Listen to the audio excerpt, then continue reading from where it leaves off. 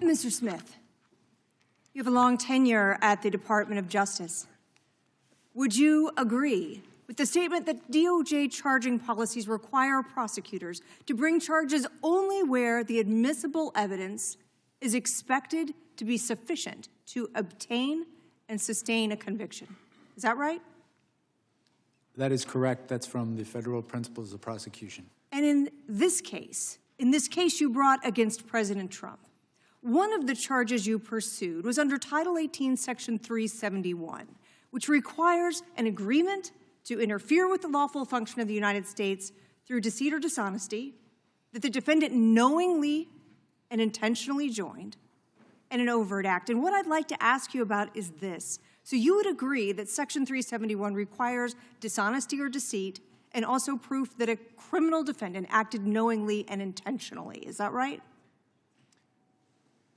I believe that's correct. It requires knowing deceit targeted at a lawful government function. So you would then also agree, would you not, that opinion, disagreement, or even mistake is insufficient to satisfy the burden of criminal intent set forth in that statute?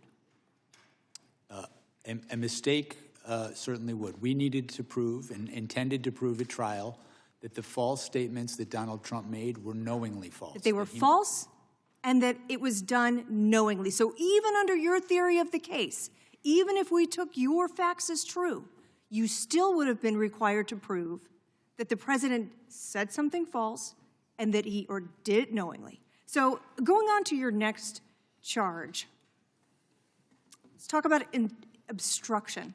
There, too, that charge requires proof of wrongful intent, does it not? That's correct. So if a defendant there actually believes a factual claim is true, that would mean he could not be convicted of that charge. Isn't that right? Well, not correctly convicted.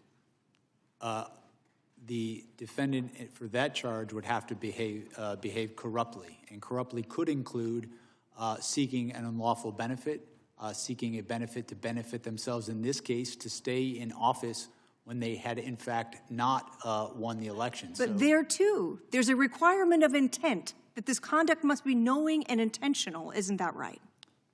There is an intent requirement, yes. And didn't you also acknowledge in your deposition that the president was receiving information from multiple advisors, Giuliani, Eastman, Clark, Powell, and in your deposition you said he was almost just regurgitating what they told him. Isn't that right?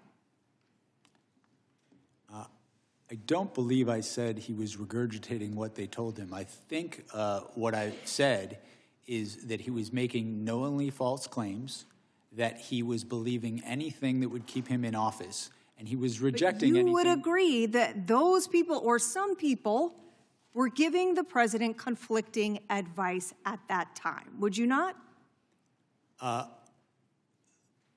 You are correct in that his original campaign staff told him he had lost. He fired them and brought in people who would... But criminal liability, under the statutes you used in your indictment, requires proving intent, not simply the undermining of democratic norms or expressing an opinion with which you do not agree. So is it not correct, sir, that here you charged 2 intent-based crimes without any direct proof whatsoever that the conduct charged was knowing, intentional, or that you were going to have an adequate basis to sustain a conviction at trial? I felt we had proof beyond a reasonable doubt. I felt that that proof included direct testimony from a number of witnesses to prove the knowing falsity of his claims. Despite the fact that in your own deposition you acknowledge the existence of conflicting advice. If this defendant were anyone other than Donald J. Trump, Mr. Smith, I find it hard to believe that we would be sitting here today having a hearing about an indictment that was returned knowing that the elements of the offenses could not be demonstrated. Now, let's talk about this. I assume you're also familiar with the Department of Justice policy that prohibits prosecutors from selecting the timing of investigative or prosecutorial actions for the purpose of effecting any election.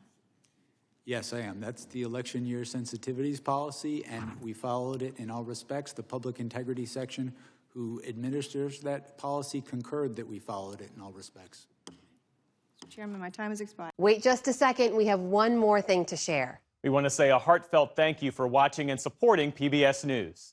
Without you, we simply wouldn't be able to provide the news and the information that you trust. So thank you from everybody here at PBS News. Support journalism you trust. Support PBS News. Donate now, or even better, start a monthly contribution today.